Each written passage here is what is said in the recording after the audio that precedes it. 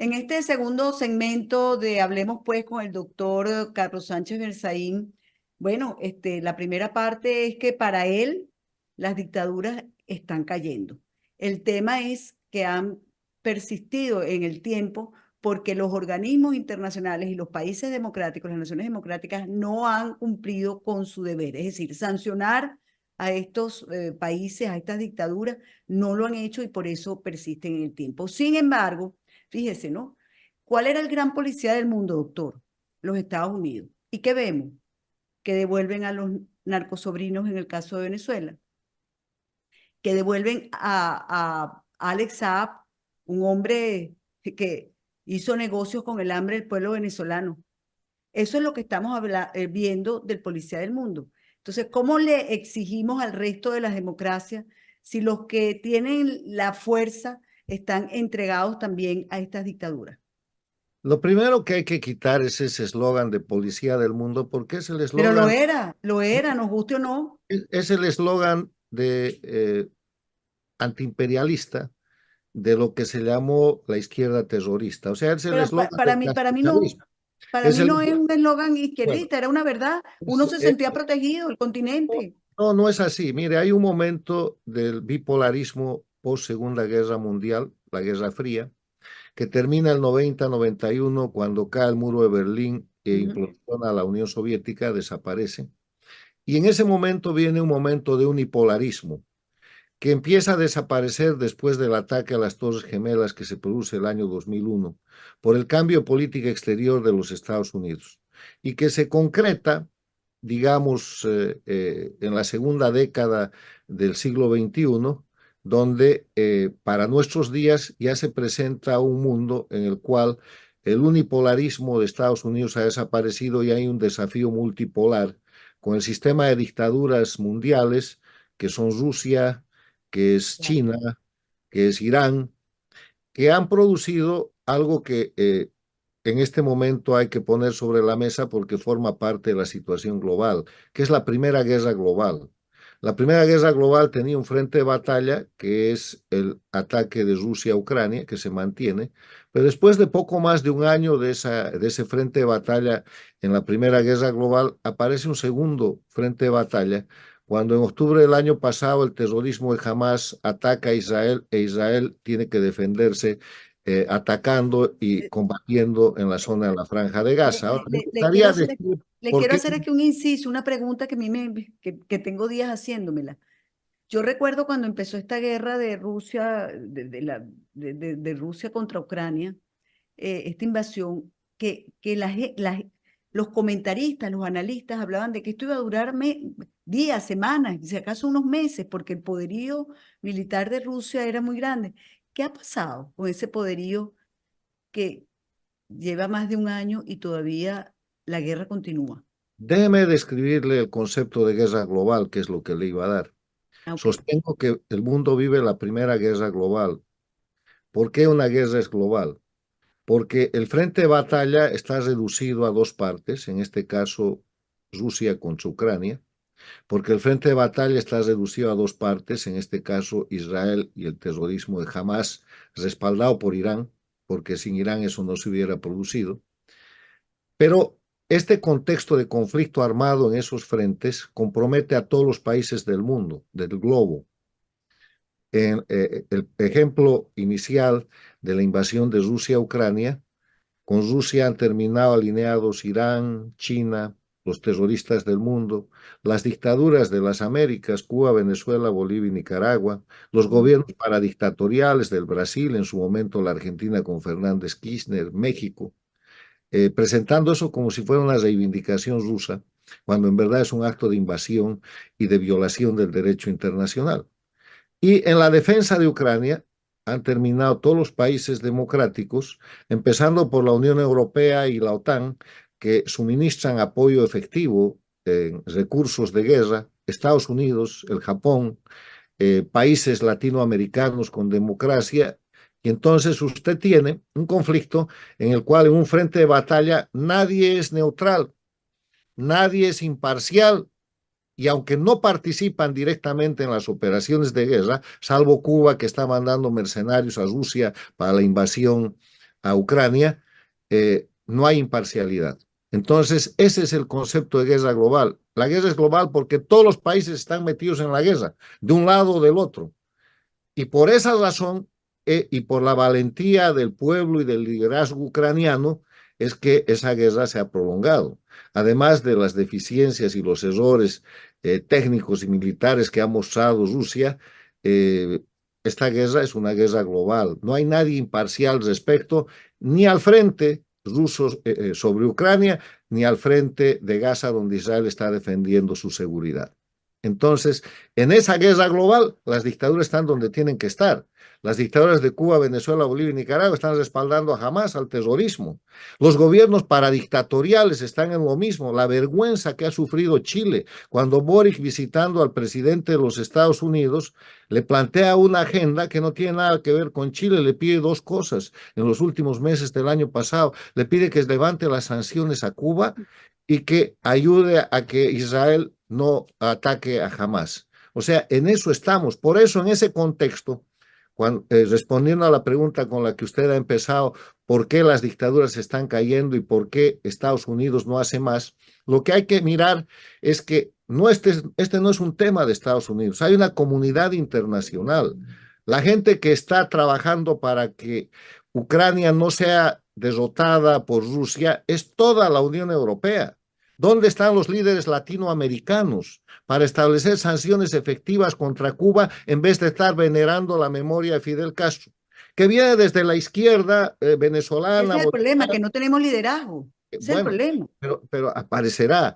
Entonces, este es un tema de carácter regional. Para eso está la OEA, para eso está el TIAR, para eso está la aplicación de lo que es la Carta Democrática Interamericana. Usted ha Y en escrito ese recién, sentido, las falencias son de todos los líderes. Cuando usted dice Guatemala va a ser una nueva dictadura, mire, hay razones, podrá llegar a ser un gobierno paradictatorial, que quiere decir un gobierno en democracia al servicio de las dictaduras. Por eso están aplaudiendo el Grupo de Puebla, el Foro de Sao Paulo, etcétera.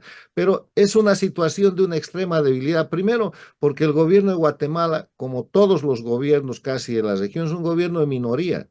Si usted saca los votos de la primera y la segunda vuelta, el presidente ha llegado a la presidencia con menos del 10% del voto efectivo. Eso es una extrema debilidad. Si fuera un presidente guatemalteco, en serio, lo que tiene que hacer es tratar de formar un gobierno de unidad nacional. Si no, va a llevar a Guatemala a la confrontación que ya ha precedido a su posesión. Es una señal muy buena que el presidente guatemalteco haya tomado posesión, porque no importa de dónde venga, si el voto popular se expresa a favor de una persona como él, tienen que entregarle el poder. Y a cambio de eso, la exigencia es que él tiene que gobernar respetando el Estado de Derecho, la ley, la separación e independencia de poderes, respetando lo que bueno, es doctor, el discúlpeme, conjunto de discúlpeme, elementos de la discúlpeme, pero democracia. discúlpeme, pero yo ahí tengo profundas diferencias con usted. Bueno, Primero, porque hay una investigación importantísima, interesantísima sobre la violación del voto, la manipulación del voto, empezando por un software hasta confesiones de trabajadores que afirman que sí llenaron o cambiaron algunas cosas. O sea, yo la verdad que ahí, y yo creo que ese es el problema, que nosotros, la democracia yo la siento sumamente débil. Eh, de a ver, verdad está mire, muy debilitada y, es, y nos basamos siempre en unos votos que de verdad con estas cosas digitales lo que han hecho es, el voto no elige, el bueno, voto lo manipulan los que lo pueden manipular. bueno, mire, si eso ha pasado en Guatemala y la oposición no ha tenido la fuerza necesaria para demostrarlo oportunamente, el país no se puede parar.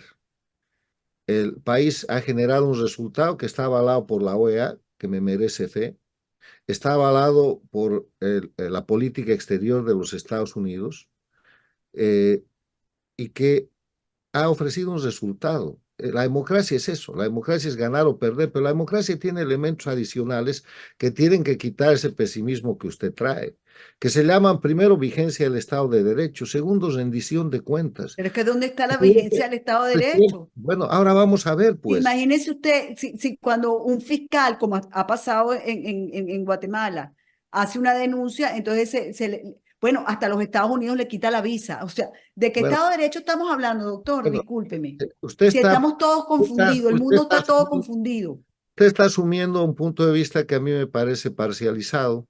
La- Y lo las- es. el resultado ofrece, sí, bueno, mi posición es hacer análisis correctos, no al calor del entusiasmo de una parcialidad. A mí Que me yo no parece, estoy a favor de, sino con de la eso, democracia y de la bueno, libertad la y de la democracia, honestidad. la democracia en Guatemala ha funcionado. Que no le guste a la gente que se dice de derecha, bueno, lo mismo podría decir la gente que se dice de izquierda en la Argentina, o lo mismo está diciendo Correa en el Ecuador. Ahora, ese presidente tiene que ejercer de acuerdo al Estado de Derecho, tiene que respetar la separación e independencia de poderes y tiene que garantizar una elección justa para la próxima vez.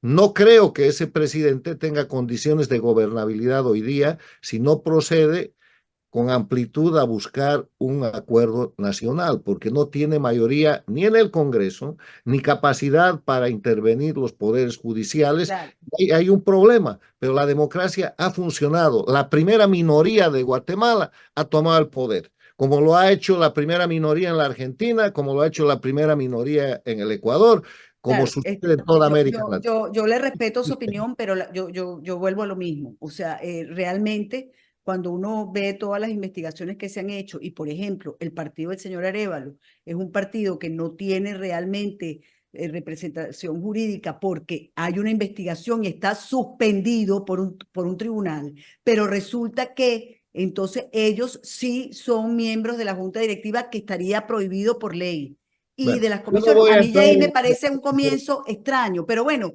vamos a Para ver todo si, ese tipo de situaciones hay decisiones y las decisiones han llevado a la posesión de ese señor. claro, lo que pasa es que la Entonces, justicia en nuestros países son muy lentas, bueno, son en todo lentas, caso, son, no hay que comparar Guatemala con Cuba, con Venezuela, con Bolivia, con Nicaragua, que son dictaduras consolidadas. Guatemala viene de un proceso electoral más o menos aceptable. No es la elección que se ha realizado la última vez ni en Bolivia, ni en Nicaragua metiendo preso a todo el mundo, ni en Venezuela. mm. Entonces hay que separar las cosas porque el confundirlas empodera a las Sí, dictaduras. unas son peores que otras, ¿Para qué realmente, les va a esa es la regalar diferencia. usted? ¿Para Unas qué son les va a peores regalar que las usted? otras.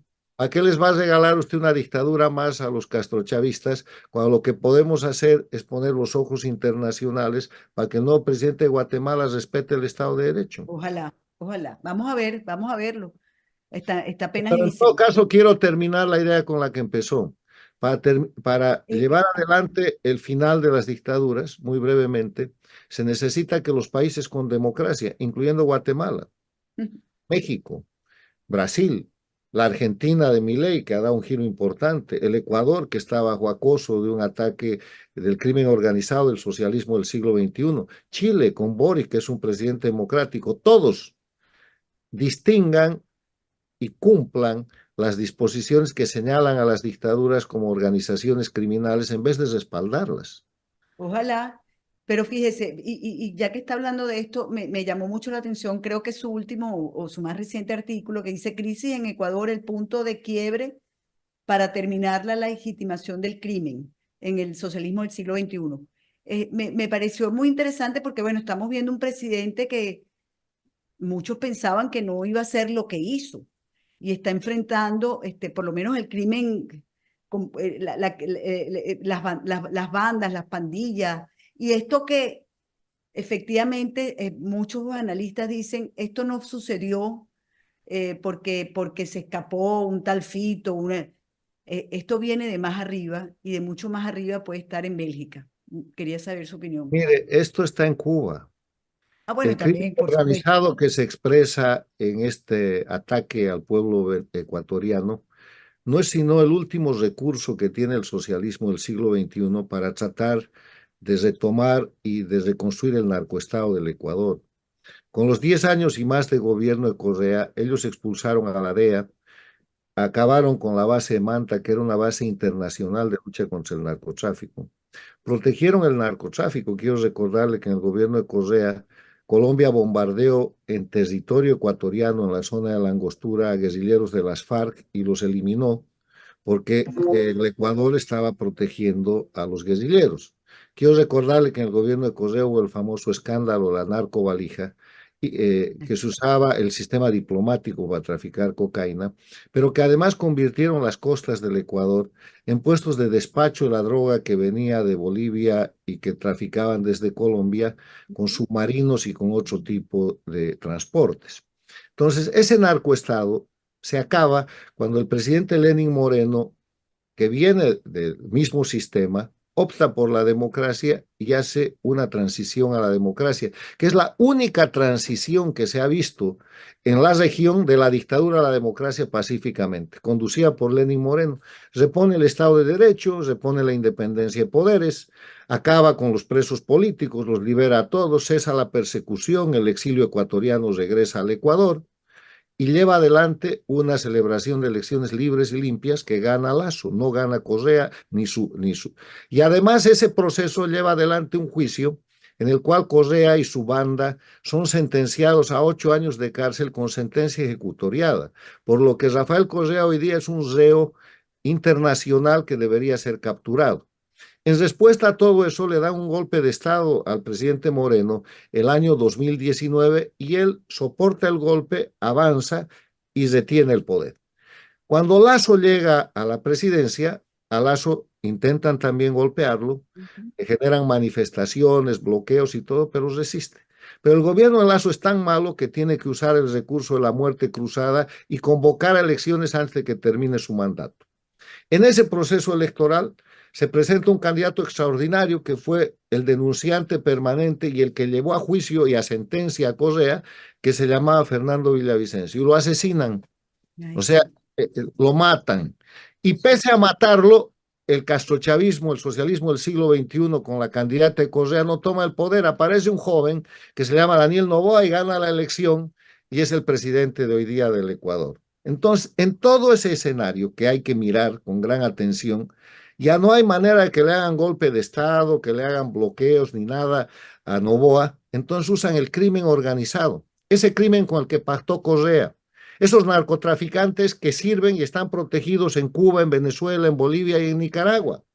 Esa gente para la que con discursos internacionales, Castro, Evo Morales, Chávez, Maduro, han pedido la descriminalización de la droga, han pedido la legalización de la droga. Esa gente que desde los gobiernos dictatoriales de Venezuela, Bolivia, Cuba y Nicaragua han recibido la señal del supuesto fracaso de la lucha contra el narcotráfico, señalando a los luchadores contra el crimen como violadores de derechos Sí. humanos. Entonces, han creado un sistema que se llama la legitimación del crimen, donde la gente que lucha contra el crimen es investigada y va a la cárcel. El peor ejemplo o el El mejor mundo ejemplo al revés, es el mundo al Colombia. revés. Escúcheme, en Colombia han hecho un tratado de paz que se llama el Tratado de La Habana con las FARC, con el cual los criminales, violadores, secuestradores y narcotraficantes han ido a dar al Congreso y son senadores y congresistas de Colombia hoy día. Y los luchadores contra el crimen están enjuiciados, empezando por el presidente Uribe, militares, civiles, están bajo señalamiento de violación de derechos humanos. Lo hicieron en el Perú. En la década del 90, el presidente Fujimori terminó con dos guerrillas castristas, Sendero Luminoso y el Movimiento Revolucionario Tupac Amaru, MRTA.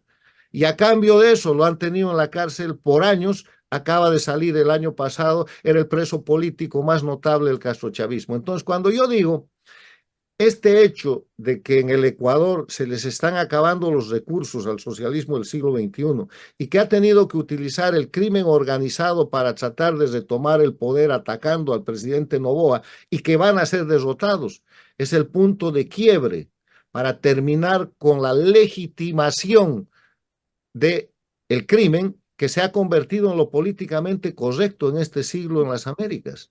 O sea, hay que salir de eso, hay que señalar al crimen y a los criminales y hay que empoderar, como ha hecho el presidente Noboa, a la gente que lucha en defensa del Estado de Derecho, del cumplimiento de la ley y la defensa de la sociedad. Esa es la importancia. Doctor, a mí me encantaría quedarme aquí una hora más conversando con usted No, yo ya porque no puedo.